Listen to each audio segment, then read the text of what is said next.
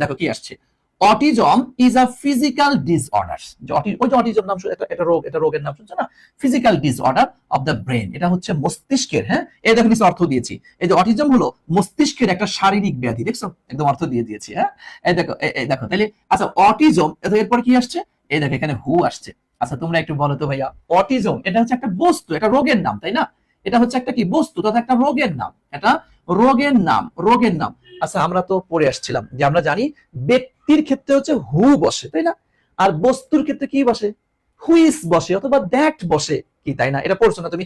এটা কতবার এটা পড়ে আসছে যে ব্যক্তির না, না বুঝলে এখন লিখে রাখ, আমি এটা ওই যে প্রনাউন এখন যেটা পড়াবো এখানে বুঝাই দেবো সুন্দর করে। ব্যক্তির ক্ষেত্রে কি হু বসে, আর বস্তুর ক্ষেত্রে কি হুইস অথবা দ্যাট, যেটা মন চাই তুমি সেটাই দিতে পারো। তাহলে এখন দেখো তো ভাইয়া, এখানে কি আমরা হু ব্যবহার করতে পারবো, যে বলা হচ্ছে autism is a physical disorder of the brain, যে অটিজম হচ্ছে মস্তিষ্কের একটা ব্যাধি, মস্তিষ্কের একটা রোগ, তাহলে অটিজম, তাহলে এখানে হু দিব, তুই বল এটা হু হয়, বল কি হবে বলো তো, মাশাআল্লাহ, তাহলে হবে এটা হু হবে না, কি হবে, এটা আমরা দিতে পারি হয়তো হুইস দিতে পারি অথবা দ্যাট দিতে পারি, বাস এই হয়ে গেল শেষ, এটাই, আর কোনো মানে এখানকার প্রোনাউন যেটা ব্যবহার করেছে এটা একটু ভুল ব্যবহার করেছে, আমরা একটা সঠিক ব্যবহারটা দিয়ে দিলাম। ওকে চান্দু বুঝতে পেরেছো, ওকে আসো। হু দ্যাট কজেস, যেটার কারণে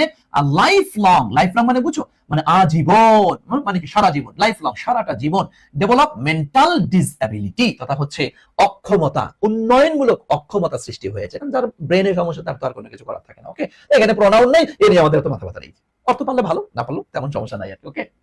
এরপরে আনফরচুনেটলি, দুর্ভাগ্যবশত, এই দেখো আ নাম্বার অফ, আমরা যদি আ নাম্বার অফ মানে হচ্ছে বহু সংখ্যক, আ নাম্বার অফ মানে কি বহু সংখ্যক, ওকে বহু সংখ্যক, বহু সংখ্যক, দেখো আচ্ছা দেখো বহু সংখ্যক, এই দেখো boys and girls become victim, তারা ভিকটিম হয়ে যায়, শিকার হয়ে যায়, আক্রান্ত হয়ে যায়, অফ ইট, ইহার শিকার হয়ে যায়, ইহার, ইহার এই তাহলে এই ইট, ইট দ্বারা কি কি কি বোঝানো হচ্ছে বলো তো, একটু দেখি পারো কিনা বলো, দেখি কে কে পারে, দেখি কে কে পারে অ্যানসার করো। ইট মানে হচ্ছে কি অটিজম, আনফরচুনেটলি দুর্ভাগ্যক্রমে a number of boys and girls become victim, তারা অসুস্থ, শিকার, শিকার কি অফ ইট, ইট মানে হচ্ছে তাহলে অটিজম তাই না ভাইয়া, এই দেখে দেখে লিখবি এ ইউ টিআইএসএম, অটিজম। আচ্ছা আরেকটা জিনিস তোমাদেরকে বলবো তো, অটিজমে আক্রান্ত যে বাচ্চা কাচ্চারা তাদেরকে কি বলা হয়,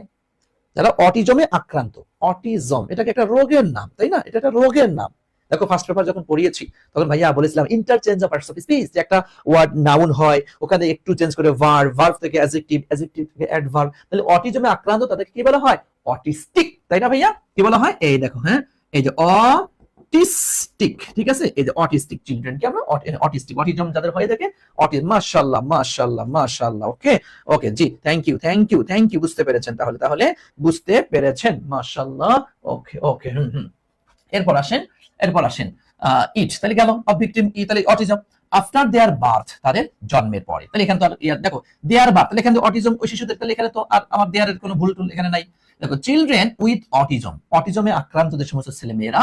ভ্যারি, তোমরা জানো ভ্যারি মানে কি ভিন্ন তাই না, ভিন্ন, ভিন্ন বা যাকে আমরা বলতে পারি হচ্ছে তোমার কি বলে আলাদা, আলাদা হয়ে থাকে, ওয়াইডলি মানে কি ব্যাপকভাবে, ইন দেয়ার, দেখো তাহলে এই যে অটিজম চিলড্রেন, তাহলে দেয়ার, দেখো তো দেয়ারটা ঠিক আছে এখানে তাই না, ইন দেয়ার অ্যাক্টিভিটিস, তাদের কার্যাবলীতে ভিন্ন থাকে, অ্যাবিলিটি সক্ষমতায় ভিন্নতা থাকে, বিহেভিয়ার্স আচার আচরণে ভিন্নতা থাকে, ইটিসি বলছে।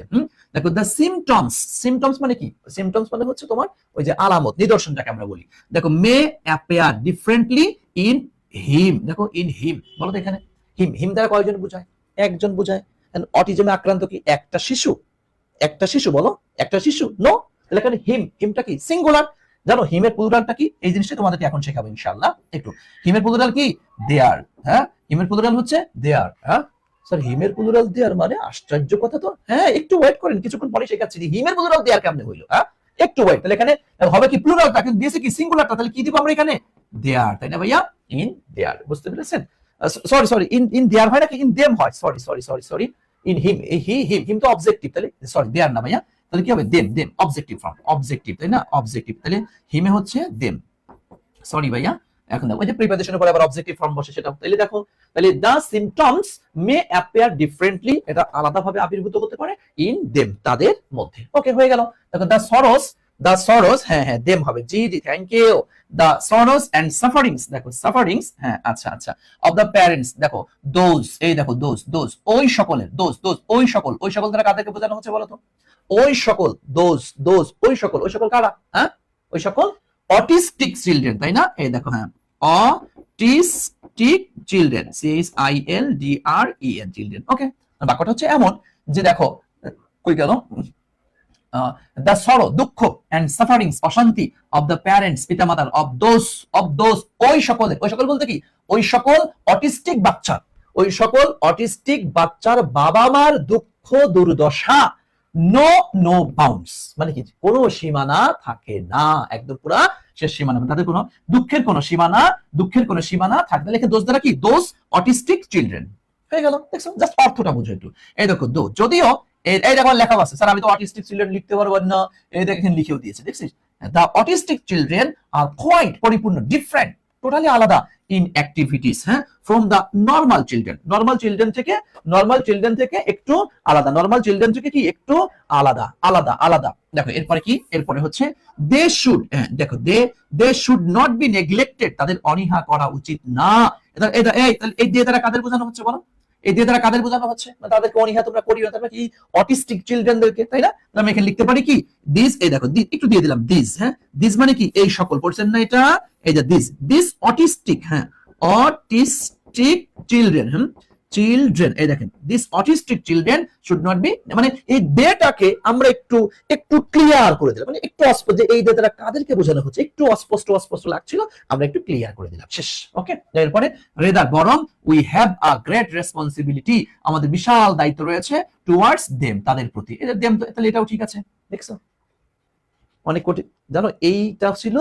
19 সালের সবচাইতে কঠিন প্যাসেজ, তাই তোমরা দেখো কত সহজে তুমি পারছো। তথা তুমি একটা জিনিস বলো তো, জাস্ট প্রোনাউন রেফারেন্স বা প্রোনাউন এগ্রিমেন্টের মূল খেলাটা হচ্ছে যে বাক্যের মধ্যে যে প্রোনাউনের ব্যবহারটা করা হয়েছে, এই প্রোনাউনের ব্যবহারটা ঠিক আছে কিনা, এখানে কি বাক্যের অর্থ অনুযায়ী বা ইয়া অনুযায়ী কি সিঙ্গুলারটাই বসবে নাকি প্লুরালটা বসবে, এটা খেয়াল করতে হয়। আর বাক্যের অস্পষ্টতা দূর করার জন্য ওখানে প্রোনাউন থাকে, প্রোনাউনের জায়গায় নাউনটা বসিয়ে দেওয়া হয়, যে নাউনটাকে ইঙ্গিত করা হয়েছে, যে নাউনটাকে বোঝানো হচ্ছে এই বাক্যে, ওই নাউনটা বসিয়ে দিতে হয়, ব্যাস। তো প্রোনাউন রেফারেন্সের মূল কথা যদি তুমি একটু বুঝো, মানে জাস্ট প্রোনাউন সম্পর্কে তোমার একটা আইডিয়া থাকা লাগবে, এই এতটুকুই, এর বাইরে আর কিচ্ছু নাই ভাইয়া, একদম সহজ একটা গ্রামার।